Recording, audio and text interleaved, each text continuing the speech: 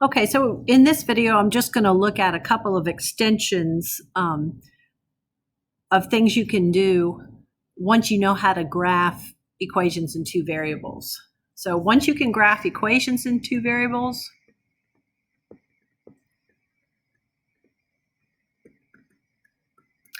you can graph systems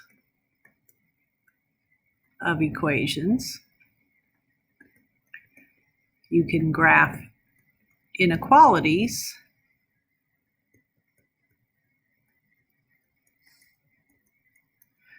And then once you know how to graph an inequality, you can graph systems of inequalities.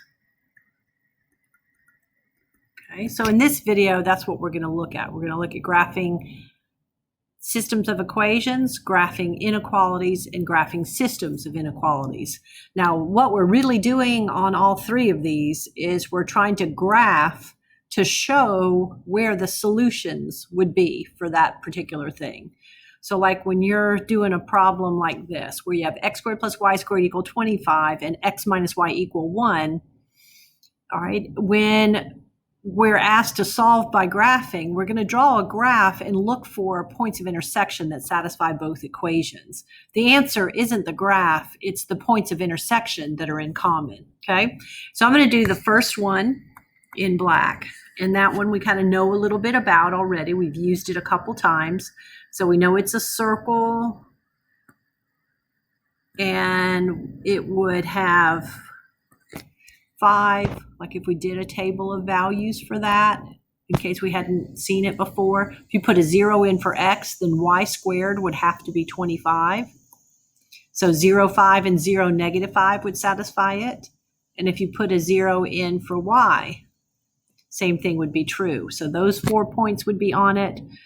And then I could find some others, like I know this point would be on it, because 3 squared plus 4 squared would be 25. And so those points kind of related to that can help us to flesh out our points a little bit. It will help me to be able to draw a better picture. Okay, so let me see if I can get that circle graphed. Okay, so I'm trying to draw a nice circle. Goes through all of these. Okay. All right, so we got that part. Let's see if I can do this part a little better. Okay, and that one I did in black. All right, and then I'm going to come back and graph the second one, which I know is a line. I'll do that one in red. So let's see what the ordered pairs are that satisfy that second one. If you look at it, things like 5 minus 4 would equal 1. Things like 1 minus 0 would equal 1. Things like 4 minus 3 would equal 1. So 4, 3, 5, 4, 1, 0. I might want to get something over in this negative side. So let me put in like a negative 2. Negative 2 for x minus a negative 3 would also work. All right, and then I'm going to just draw a line connecting those. And so I have my first equation and my second equation in two variables, and that's not the answer to the question. See, the circle is all the ordered pairs that satisfy the first equation. The line would be all the ordered pairs satisfying the second one, but what I need are the ordered pairs satisfying both. And so since I did the graph on graph paper, I can kind of see it. Okay, one ordered pair, which would be part of the solution, would be 4, 3. The other one would be negative 3, negative 4. Okay, so we done a problem just like this algebraically before, where we used substitution to do it, and I was just showing you that you could do it graphically. And so the solution set would be these two ordered pairs. Okay. All right, so let's go on and look at another extension. So that would be a system. This is a system, okay, of equations that we just dealt with. All right, now here I'm looking at inequalities. So this is graphing inequalities. So this will be a little faster than it might have been because we've already done each individual inequality before. All right, now when you're graphing inequalities, there's really a two-step process, okay? The first thing you do is you graph first part of it. Let's see if I can get situated. Okay. First part of the process is to graph the equation, okay, which is the boundary.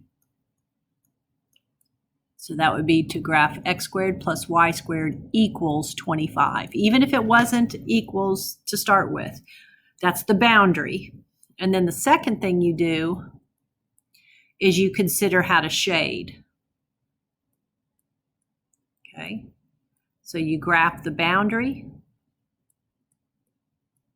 between the points that work and the points that don't, and then you determine which way to shade to show where all the ordered pairs that satisfy the inequality will be. Okay, so we know x squared plus y squared equal 25 would have points right there with all the 5 and -5 on the axes. Okay, so there's my circle. Okay, now the problem is when I draw that circle right there, that circle represents all the ordered pairs that make x squared plus y squared equals to 25. And so like the original problem said, x squared plus y squared has to be less than 25. Okay, so what you do about that is this. Instead of drawing the circle nice and solid like that, like we did, what you're going to do is you're going to draw it at that same location. You're still going to draw that circle, but you're going to make it dashed. The dashed indicates that the points that are right on that circle aren't part of the final solution. But you need to show that because that's the boundary between the points that work and the points that don't. Now for the shading, what I like to do for that is pick a point, any point that's not on the boundary. So you could pick something like 1, 1 or 0, 0. And what you're going to do is test 1, 1 in the inequality. So you want to know, is 1 squared, let me make this bigger. Okay, is 1 squared plus 1 squared less than 25? See how 1 and 1, that would be 2. Answer to that is yes. So that means this point that I used as a test turned out to be a solution. So what that means is all the points inside there, along with that one we tested, which was this guy, would have to be the solutions. So all the points all the way up into that boundary, okay? So all the points inside there up into that boundary would be part of the solution, okay? All right, now over here, we'd want to do the same thing, but our boundary is going to be a line. So we're going to graph the boundary, and it will be x minus y equals 1. So we'd go through the process we did before, 1 minus 0, 2 minus 1, 3 minus 2, along that line right there, okay? Now, when I draw this one, look at how the inequality has the or equal to with it. That's going to make it solid. So solid happens whenever you have like a less than or equal to or a greater than or equal to. Things are going to be dashed if you have strictly less than or strictly greater than, okay? So you're going to have a solid line. So the points on the line are part of the solution. And now we're going to need to decide whether we should shade above or below that line. And you can't base it on the inequality being greater than or less than. That's very dangerous because of the minus sign impacts it. So the easiest thing to do is to determine the shading by testing. Okay, so you pick a point that's not on the line. So really, if you look at that one, this point right here, 0, 0, right there, that's not on the line. So that's, a lot of times I'll use 0, 0 anyway. As long as it's not on the boundary, it's up for grabs. So I'm going to test 0, 0. So 0 minus 0, bigger than or equal to 1. 0 bigger than or equal to 1, the answer's no. So that means that's not a solution. Well, that means that all the points down here would be. So it's all the points below the line and all the points on the line represent the solution. So you're actually graphing the solution set for each of those. You're showing where all the ordered pairs are that satisfy each inequality. Okay? So that was graphing inequalities. All right, one last thing I want to do in this video is graphing the solution set of a system of inequalities. Okay. All we do for that is we put this and this on the same coordinate plane, and we look for the points in common to both of them. Okay. So graphing the solution set of a system of inequalities just means you're going to consider the circle,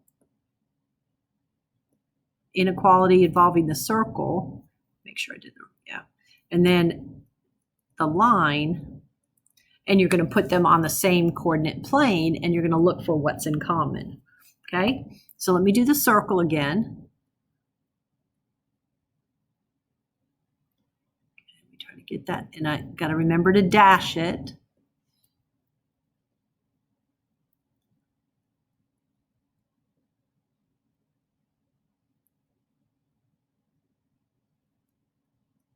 Okay, I'm trying to get a pretty decent look. Okay, so something like that. And then we know that it's supposed to be inside, but I don't want to make it look messy. So let me just remind you that it's inside that one. Okay, so that's the first one. Okay, the second one, when we graphed it, was a line like 1, 0, 2 minus 1, 3 minus 2, was this line, and it had an or equal to, so we made it solid. And it turned out that we needed to shade below that line.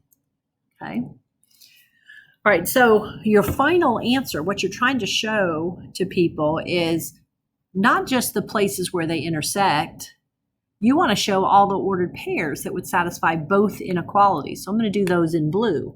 So see how the arrows to the red line and the black circle both point inside right here? Here's where the ordered pairs are that would satisfy both. You have to be below the line and inside the circle. So that right there looks like it goes out. I don't mean for it to go outside the circle. It stops at that dashed boundary. Okay? So below the line, but inside the circle. Right? And then the points that are on this line would be part of the solution. But this point would not, since the circle is dashed, and this point would not, since the circle is dashed, but the points in here would. Okay? All right, so this video was just looking at what you can do once you know how to graph an equation in two variables. Then you could graph a system of equations where we put two of them together and you look for the points of intersection that way. Or you could graph an inequality by itself in two variables. So you graph the boundary and then shade. Or you could graph a system of inequalities, okay? All right, and then there's a project I'm going to ask you to do that involves systems of inequalities. It kind of shows you one use for that, inequalities. And I just wanted you to explore that a little bit, and I'll do a separate video on that, okay?